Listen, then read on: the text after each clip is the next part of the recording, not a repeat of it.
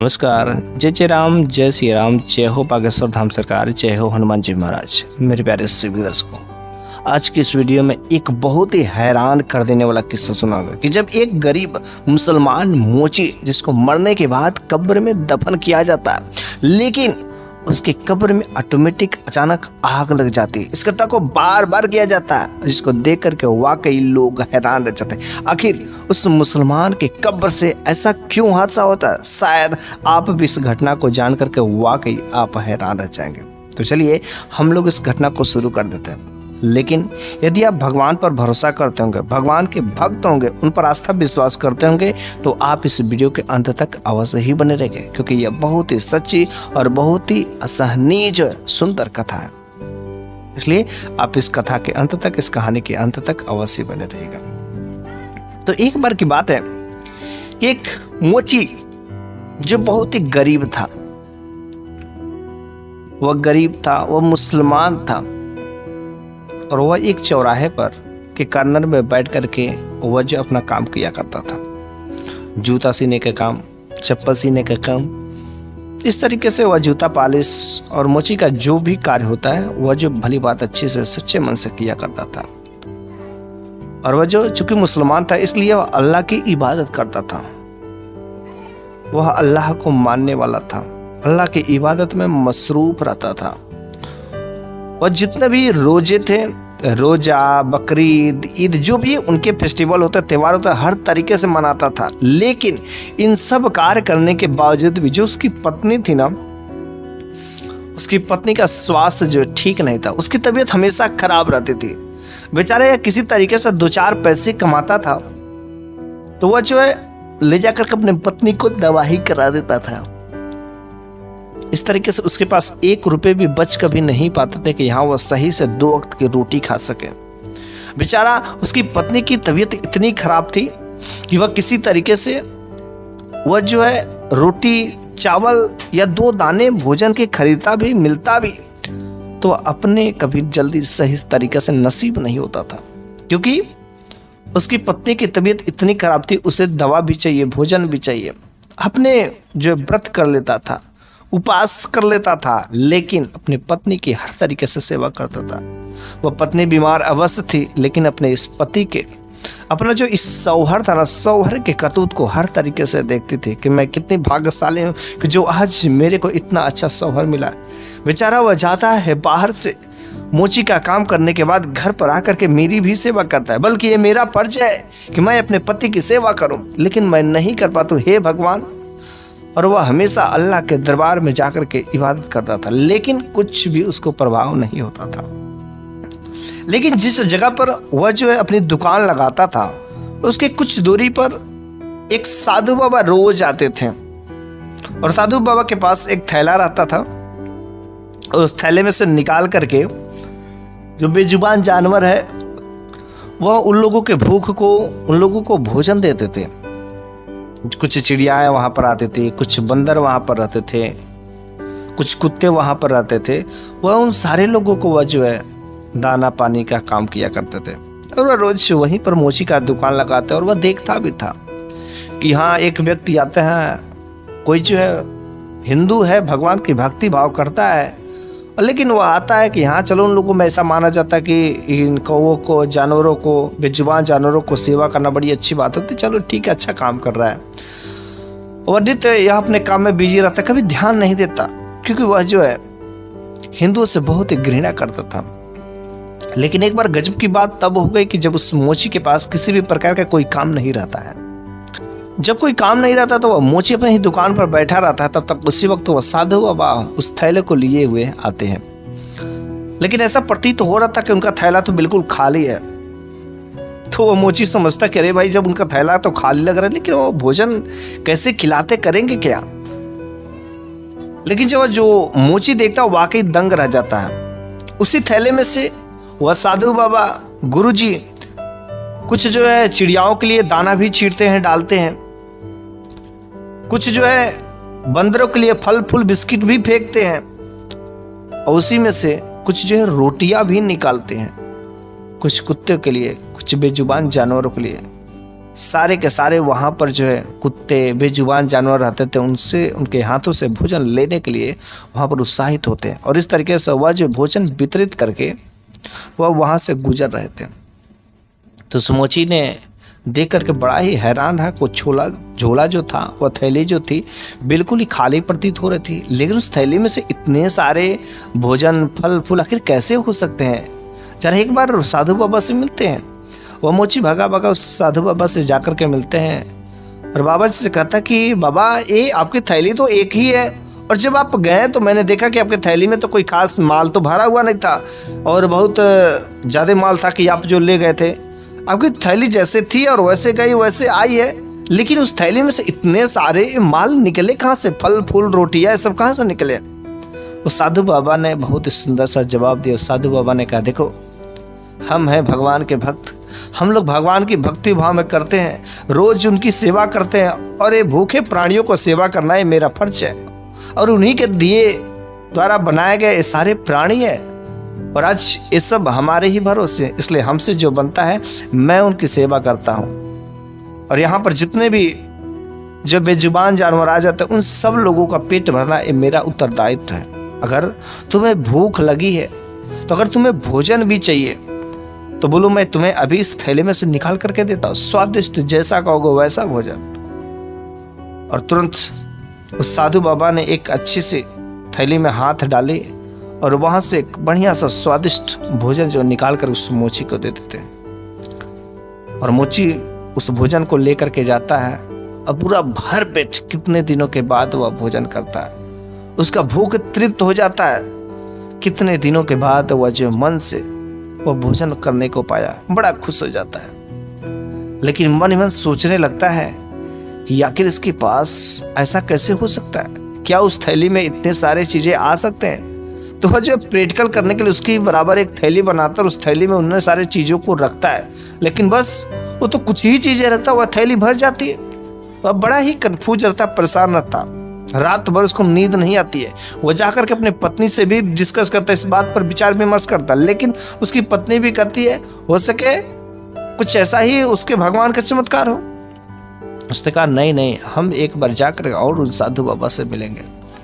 और अगले दिन फिर से जैसे ही साधु बाबा आते हैं, ठीक वही थैला उसी तरीके से, और उन बेजुबान जानवरों को भोजन कराने के बाद, दाना पानी डालने के बाद जो वहाँ से निकल रहे होते, तब तक वह मोची उन साधु बाबा के पास में आते हैं और साधु बाबा से कहता है कि बाबा जी आप मेरी सहायता करिए।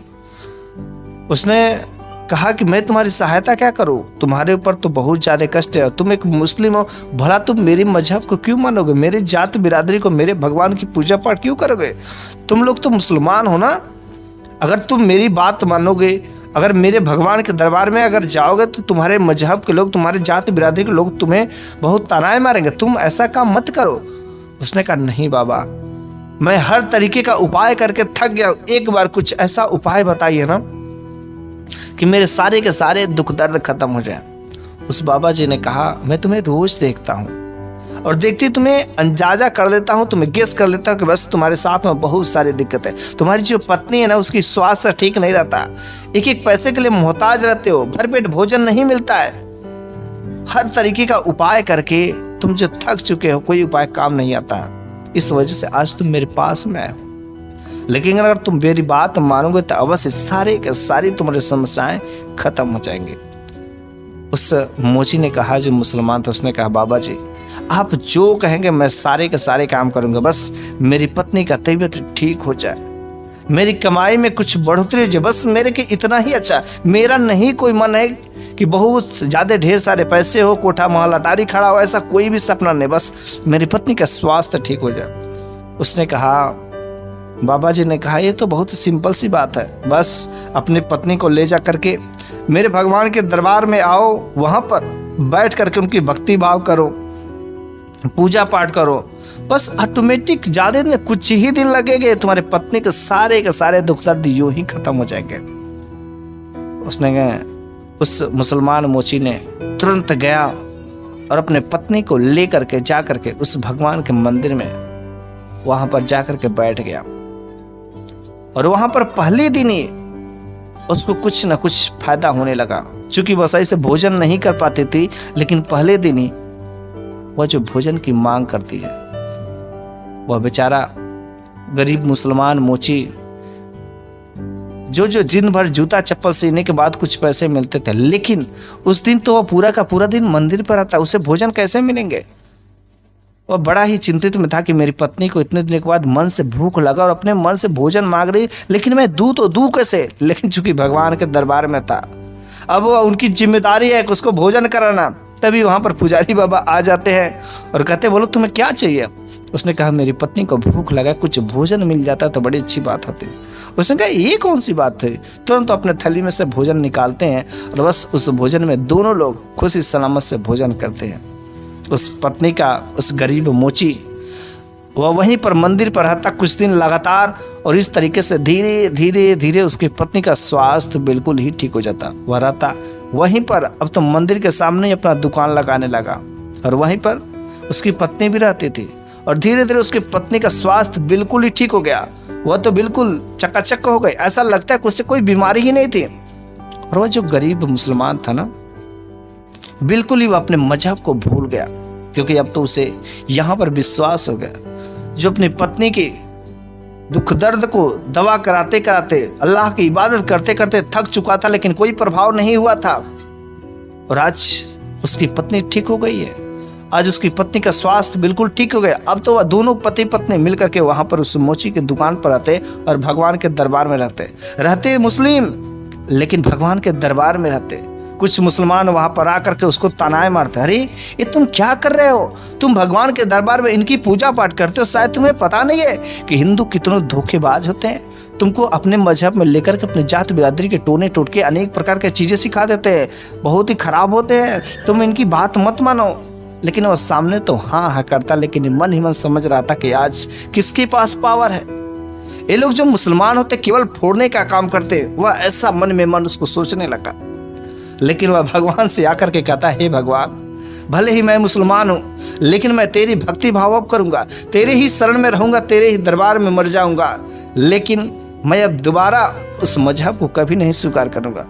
और इस तरीके से दोनों वह मुसलमान पति पत्नी उसी भगवान के दरबार में रहते, वहीं पर जो पूजा पाठ करते और सामने दुकान लगाकर अपना रोजी रोटी उन लोगों का चल रहा था। सारे के सारे दुख दर्द खत्म हो, दुकान भी अच्छी चलने लगी, सब कुछ ठीक ठाक। अब उन लोगों के पास 2-4 पैसे भी रहते थे, अपना कोई काम जो लेट नहीं होता था, क्योंकि उन लोगों का स्वास्थ्य बड़ा ही ठीक था। कुछ समय बीतने के बाद दोनों पति पत्नी का एक ही साथ में मृत्यु हो जाती है। जब दोनों की मृत्यु हो जाती है, चूंकि वे मुसलमान थे, इसलिए वहाँ के उन पुजारी बाबा ने सोचा कि यह यहाँ पर इस मंदिर पर मरा है, लेकिन यह मुसलमान है, इसलिए कुछ ही समय में अभी तो हुए ही थे, तब तक जो कुछ मुसलमान भाई आते हैं और उसके बॉडी को लेकर के चले जाते हैं और कहते हैं मेरे जात बिरादरी का, इसलिए हम लोगों का फर्ज है कि इसे दफन किया जाएगा। वहाँ पर मंदिर के जो भी लोग थे, उसने कहा ठीक है भाई ले जाओ, कोई बात नहीं है। वो लेकर के डेड बॉडी को, उसकी लाश को लेकर के चले जाते हैं और दोनों के लिए कब्र खोदा जाता है, एक तरफ पति का, दूसरी तरफ पत्नी का।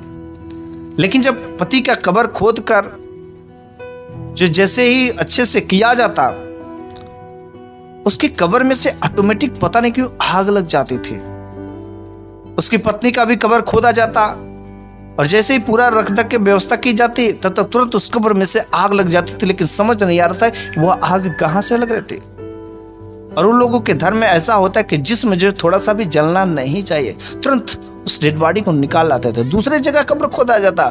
हर जगह यही हाल होता। बेचारे सुबह से शाम हो गई, लेकिन कब्र नहीं खोद पाया, हर जगह कब्र पर यही हाल रहा। समझ नहीं आता। तब तक वहां पर कुछ जो है हिंदू भाई भी, वहां पर कुछ पुजारी बाबा भी वहां पर पहुंच जाते हैं और जब इस घटना को सुनते हैं तो वह मन ही मन सोच रहे थे कि मैं कुछ बोलूं, लेकिन उन लोगों ने कहा शायद इन लोगों की मजहब की बात होती, मैं कुछ बोल नहीं सकते, लेकिन सारी चीज़ें उन लोगों को पता था और जो देख रहे थे।